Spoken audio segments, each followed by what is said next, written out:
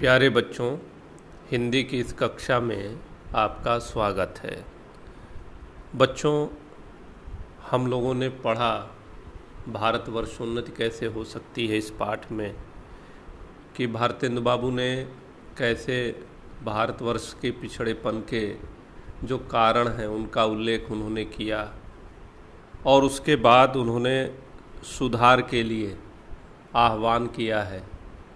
सुधार हर क्षेत्र में, धर्म में, घर के काम में, बाहर के काम में, रोजगार में, शिष्टाचार में, चाल चलन में, शरीर में, बल में, समाज में, युवा में, वृद्ध में, स्त्री में, पुरुष में, अमीर में, गरीब में, अर्थात कोई भी क्षेत्र उन्होंने छोड़ा नहीं है। सभी क्षेत्रों में उन्होंने उन्नति के लिए, सुधार के लिए आह्वान किया है। तो बच्चों, यहाँ तक हम लोगों ने पढ़ा था, आगे चलते हैं उसके आगे। तो बच्चों, यहाँ से हम लोगों को पढ़ना था समाज में, युवा में, वृद्ध में, स्त्री में, पुरुष में, अमीर में, गरीब में, भारतवर्ष की सब अवस्था, सब जाति, सब देश में उन्नति करो।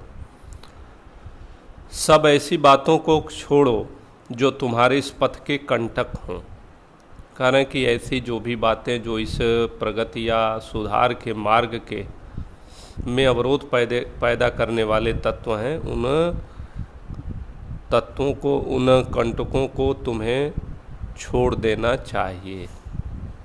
चाहे तुम्हें लोग निकम्मा कहें या नंगा कहें, क्रिस्तान कहें या भ्रष्ट कहें, तुम केवल अपने देश की दीन दशा को देखो और उनकी बात मत सुनो।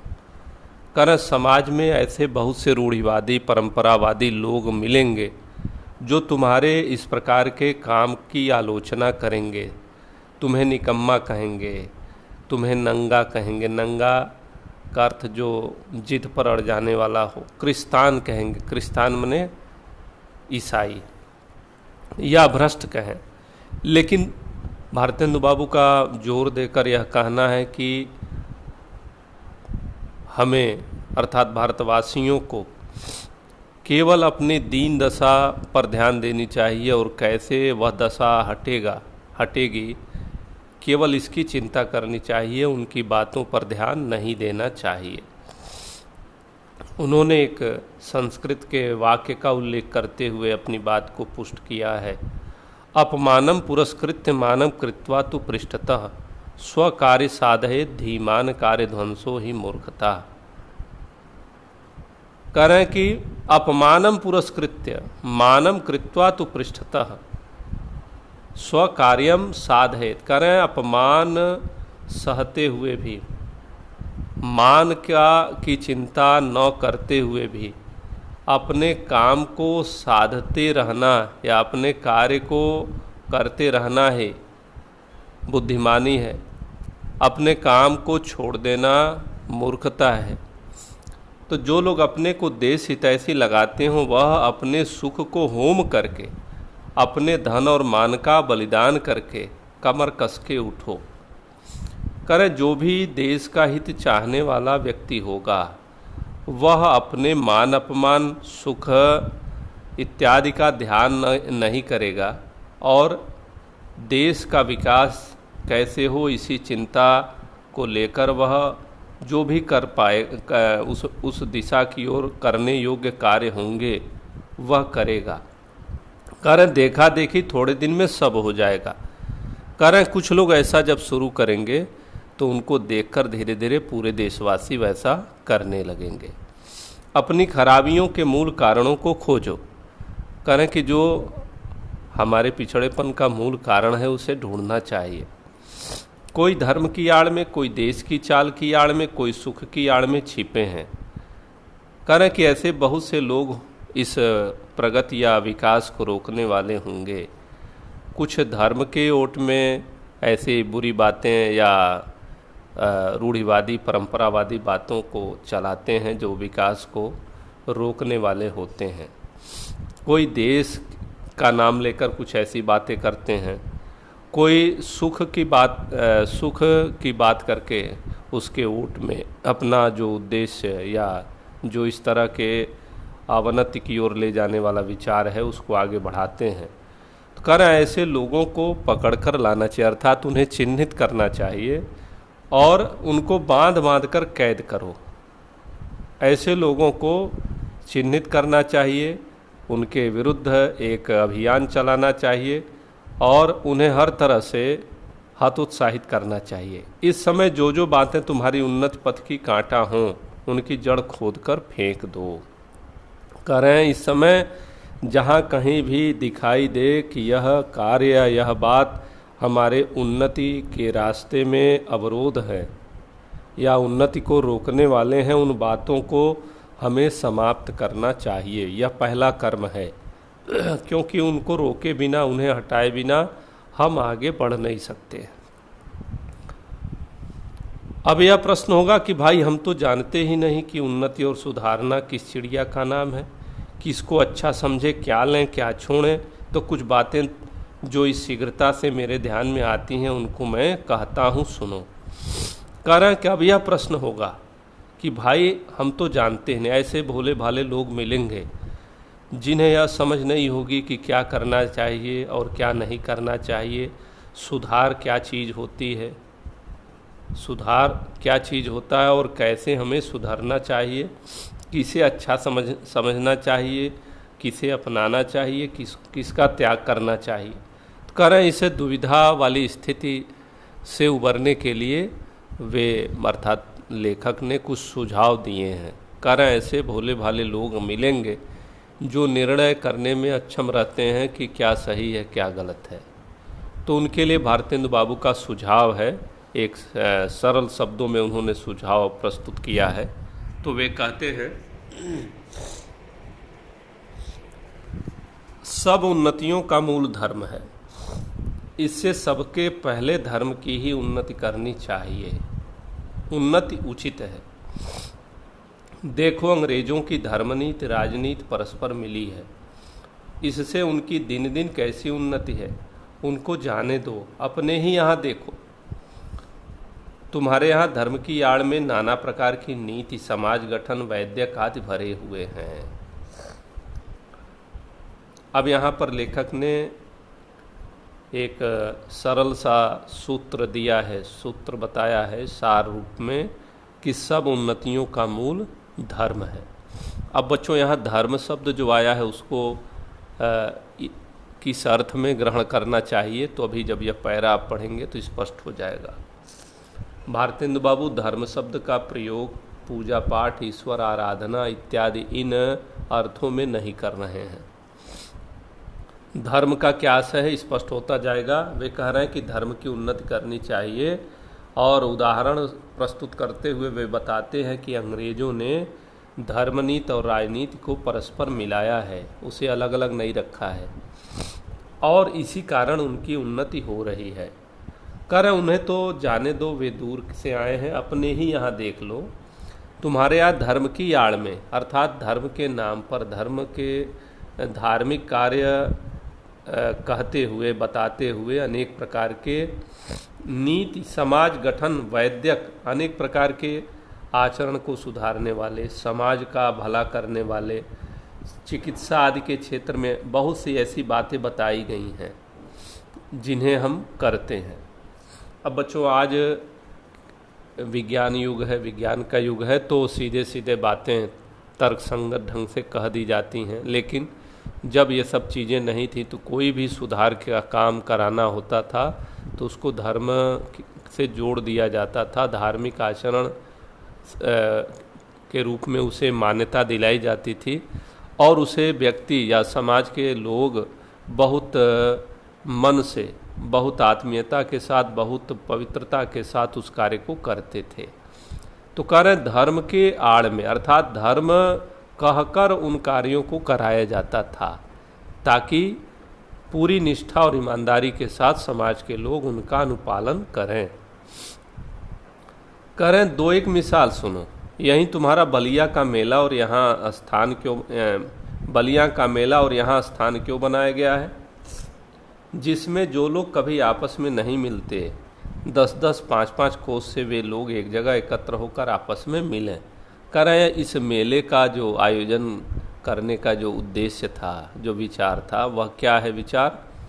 तो वह विचार यही है कि दूर दराज के जो लोग हैं, जो कभी एक जगह एकत्र नहीं होते, आपस में मिलते जुलते नहीं हैं, एक दूसरे को जानते नहीं हैं, तो वे आए, एक दूसरे से मिलें, एक दूसरे को जानें। इससे बंधुता बढ़ेगी, मैत्री बढ़ेगी, सौहार्द बढ़ेगा, आपसी परस्पर जो प्रेम है वह बढ़ेगा। कह रहे एक दूसरे का दुख सुख जाने, गृहस्थी के काम की चीज़ें जो गांव में नहीं मिलती यहाँ से ले जाएं। तो ऐसी चीज़ें भी जो गांव में नहीं मिलती हैं, इन मेलों से वे साल भर में एक बार जो मेले लगते थे उसमें वे खरीदारी करते थे। एकादशी का व्रत क्यों रखा है? अब यह पहला उदाहरण दिया कि मेले का आयोजन क्यों किया गया। इसे धार्मिक कृत्य माना जाता है, लेकिन यह वास्तव में समाज के भला के लिए, भलाई के लिए यह कार्य किया जाता है और इसे धार्मिक रूप रंग दिया जाता है, धर्म का रंग दे दिया जाता है, ताकि हम पूरी निष्ठा और ईमानदारी के साथ उस कार्य को करें। करें एकादशी का व्रत क्यों रखा है? इसमें महीने में 2-1 उपवास से शरीर शुद्ध हो जाए। करें कि धार्मिक मान्यता है कि एकादशी का व्रत रहना चाहिए, तो इसके पीछे का जो कारण है वह शरीर को स्वस्थ रखना ही इसका मूल कारण है। 1-2 त्यौहार रहने से शरीर शुद्ध हो जाता है, उसके जो पाचन तंत्र है, पाचन जो प्रणालियां हैं, उनको थोड़ी सी राहत मिल जाती है, वे विश्राम कर लेते हैं और पुनः वे सक्रिय होते हैं। तो इस तरह से यह शरीर के लिए बहुत उपयोगी सिद्ध होता है। कह रहे हैं कि गंगा जी नहाने जाते हैं तो पहले पानी सिर पर चढ़ाकर तब पैर पर डालने का विधान क्यों है, जिसमें तलुए से गर्मी सिर पर चढ़कर विकार न उत्पन्न करे। तो यह एक वैज्ञानिक कारण है जिस कारण से यह बताया गया है। दिवाली इसी हेतु है कि इसी बहाने साल भर में एक बार तो सफाई हो जाए। अब दीपावली आती है तो हर व्यक्ति अपने घर की सफाई करता है और दीपक जलाता है, सीढ़न आदि समाप्त होती है। तो कह रहे हैं कि यह दीपावली का जो पर्व है वह इसी हेतु है कि इसी बहाने साल भर में एक बार सफाई हो जाए। होली इसी हेतु है कि बसंत की बिगड़ी हवा स्थान स्थान पर अग्नि लगने से स्वच्छ हो जाए। हवा को दिशा नहीं मिलती है, वे जो विकृत हो जाते हैं उन्हें अग्नि जलने से वे शुद्ध होते हैं, एक उनका प्रवाह सही होता है। कह रहे हैं कि बसंत की बिगड़ी हवा स्थान स्थान पर अग्नि जलने से स्वच्छ हो जाए। यही त्यौहार ही तुम्हारी म्यूनिसिपालिटी है। कह रहे हैं कि यह त्यौहार ही तुम्हारी म्यूनिसिपालिटी है। म्यूनिसिपालिटी अर्थात नगर पालिका। नगर पालिका का कार्य क्या होता है बच्चों? तो मोहल्लों की, गांवों की सर सफाई की व्यवस्था करना और ऐसी चीज़ों को कराना या करना जिससे समाज के जो लोग हैं उनका स्वास्थ्य ठीक रहे और उन्हें सुविधा प्राप्त हो। तो इस तरह से ये त्यौहार जो बनाए गए हैं तो उसी उद्देश्य से बनाए गए हैं ताकि समाज का भला हो, लोगों का भला हो। ये धार्मिक रूप दिया गया है इसका, ताकि निष्ठापूर्वक इसको लोग अनिवार्यतः करें। तो कह रहे हैं इस धर्म के आड़ में ये सारी बातें बताई गई हैं। वास्तव में ये समाज उपयोगी ये बातें हैं, आचरण के लिए, आचरण को शुद्ध करने के लिए ये बातें हैं, नीति संबंधी बातें हैं, समाज संबंधी बातें हैं। तो इस तरह की बातें हमें समझना चाहिए कि इन सब बातों के पीछे का हेतु क्या है, उद्देश्य क्या है। अब कठिनाई क्या होती है जब हम इनको धर्म मान लेते हैं, पूजा पाठ से जोड़ लेते हैं या इसको ईश्वर की स्तुति आराधना आदि का साधन समझ लेते हैं, तो वहाँ पर हम गलती करते हैं। लेखक का यहाँ बल है कि इन्हें इनके मूल उद्देश्यों को ध्यान में रखकर ही समझना चाहिए, करना चाहिए। तो लेखक कहता है कि ऐसे सब पर्व, सब तीर्थ, व्रत आदि में कोई हिकमत है। उन लोगों ने राजनीति और समाज नीति को दूध पानी की तरह मिला दिया है। खराबी जो बीच में भई, हमारे पूर्वजों ने जो धर्म नीति और समाज नीति को दूध पानी की तरह मिला दिया। समाज के लिए जो उपयोगी है उसे धार्मिक कृत्य बनाकर समाज को सौंप दिया गया, उसे प्रेरित कर दिया गया। तो कह रहे कि यह बड़ा उपयोगी था, यह बहुत अच्छा था। खराबी जो बीच में भई वह यह है कि उन लोगों ने ये धर्म क्यों मान लिए थे, इसका लोगों ने मतलब नहीं समझा। इसको धर्म क्यों माना गया, इसका मतलब लोगों ने नहीं समझा और इन बातों को वास्तविक धर्म मान लिया और इसे ही धर्म मान लिया, माने ईश्वर तक पहुंचने का माध्यम मान लिया या ईश्वरीय आराधना समझ लिया या भक्ति समझ लिया। भाइयों, वास्तविक धर्म तो परमेश्वर के चरण कमल का भजन है। यह वह वास्तविक धर्म है, परमात्मा को सीधे याद करना, उसका ध्यान करना, आराधना करना। ये सारे जो क्रियाकलाप हैं ये कहीं से भी आराधना या पूजा के अंग नहीं है। इनका उद्देश्य समझना चाहिए, इनको धर्म से जोड़ने का एकमात्र हेतु है, उद्देश्य है समाज का भला करना, व्यक्ति का भला करना। तो इस बात को जब नहीं आदमी समझता है तो क्या होता है, रूढ़ियाँ बनती हैं, परंपराएं बनती हैं, आडंबर बनते हैं, अंधविश्वास पनपता है और कुछ ऐसे ही आडंबर अंधविश्वास समाज के लिए अहितकर हो जाते हैं। तो लेखक आगे फिर कहता है, ये सब तो समाज धर्म है जो देश काल के अनुसार शोधे और बदले जा सकते हैं। कह रहे कि जिन्हें हम वास्तविक धर्म समझते हैं ये वास्तव में क्या है, समाज धर्म है, समाज के लिए उपयोगी कार्य हैं, उपयोगी आचरण हैं जो देश काल के अनुसार शोधे और बदले जा सकते हैं। कह रहे कि इनमें परिवर्तन हो सकता है, ये अपरिवर्तनीय नहीं है, समय के साथ इनमें परिवर्तन हो सकता है। दूसरी खराबी यह हुई है कि उन्हीं महात्मा बुद्धिमान ऋषियों के वंश के लोगों ने अपने बाप दादों का मतलब न समझकर बहुत से नए नए धर्म बनाकर शास्त्रों में धर दिए। कह रहा है कि बाद की जो पीढ़ियां आई उन पीढ़ियों ने अपने पूर्वजों के उद्देश्यों को नहीं समझा और ऐसी बहुत सी बातों को गढ़कर उन्होंने धर्म से जोड़ दिया जो समाज का कहीं से भी भला करने वाली नहीं थी। बस इसी तिथि व्रत और सभी स्थान, करें सभी तिथि व्रत और सभी स्थान तीर्थ हो गए। तो ऐसे लोगों ने क्या किया कि सभी तिथियों को व्रत के रूप में परिवर्तित कर दिया और सभी स्थानों को तीर्थ बना दिया। सो इन बातों को अब एक बेर आँख खोलकर देख और समझ लीजिए कि फलानी बात उन बुद्धिमान ऋषियों ने क्यों बनाई और उनमें जो देश और काल के अनुकूल और उपकारी हो उनको ग्रहण कीजिए। कह रहा है कि हमें अब निरीक्षण करना चाहिए, उसे परखना चाहिए कि जो भी ऐसी बातें बाद में जोड़ दी गई कुछ ऐसे मूर्खों के द्वारा, तो हमें अब उनकी एक प्रकार से समीक्षा करनी चाहिए, देखना चाहिए, अवलोकन करना चाहिए कि उनमें कौन सी बातें सही हैं और कौन सी गलत हैं। जो सही बातें हैं उनको हमें ग्रहण करना चाहिए और जो गलत लगती हों उन्हें छोड़ देनी चाहिए। बहुत सी बातें जो समाज विरुद्ध मानी जाती हैं किंतु धर्मशास्त्रों में जिनका विधान है उनको चलाइए। कह रहा है कि ऐसी बातें जो परंपरा का रूप ले ली हैं, जो समाज में धर्मशास्त्रों ने नहीं कहा है लेकिन वे समाज में चलन में आ गई हैं, तो हमें धर्मशास्त्रों को प्रमाण मानते हुए उनको त्याग देना चाहिए। ऐसे कार्य जो समाज में चलन में आ गए हैं, जो कहीं से भी न तो धर्मशास्त्र सम्मत हैं न तो व्यवहार सम्मत हैं। करें जैसा जहाज का सफ़र, विधवा विवाह आदि।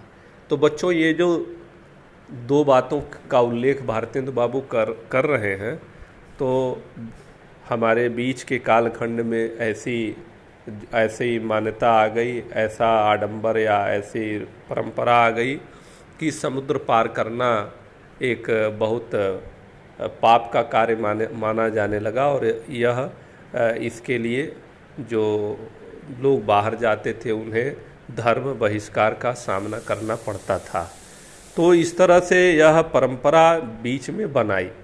विधवा विवाह न करने की जो एक परंपरा आ गई, जबकि ऐसा नहीं था। आप जानते हैं अगस्त ऋषि को माना गया है कि उन्होंने 7 समुद्रों को पी लिया था। पी लिया था का अर्थ क्या है कि उन्होंने 7 समुद्रों की यात्राएं की थीं। ऐसे बहुत से राजा हैं जो जावा, सुमात्रा, इंडोनेशिया, ऐसे जो द्वीप हैं वहाँ तक उन्होंने यात्रा करके अपनी संस्कृति का विस्तार किया। लेकिन बाद के समय में ऐसी रूढ़ी और अंधविश्वास बना दी गई कि समुद्र की यात्रा करना पाप कर्म है।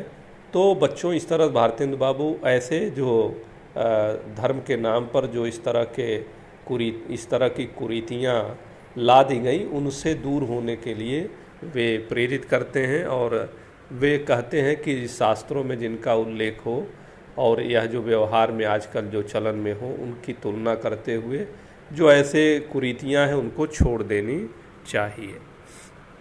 करें लड़कों को छोटेपन में ब्याह करके उनका बल, धीरज, आयु सब मत घटाइए। करें बाल विवाह नहीं करना चाहिए। बाल विवाह करने से शारीरिक और मानसिक सारे जो विकास हैं वो बाधित होते हैं और व्यक्ति का भला नहीं हो पाता है। आप उनके माँ बाप हैं या शत्रु हैं। तो लेखक एक बहुत मार्मिक बात कह के अपने बात को रखता है कि अगर आप माँ बाप हैं तो अपने बच्चे का वास्तव में हित चाहेंगे, और बाल विवाह आदि कहीं से भी बच्चे का हित करने वाला नहीं है। इसलिए जो ऐसे माँ बाप हैं उनको इस ओर ध्यान देना चाहिए। तो बच्चों, आज के वीडियो में बस इतना ही। धन्यवाद।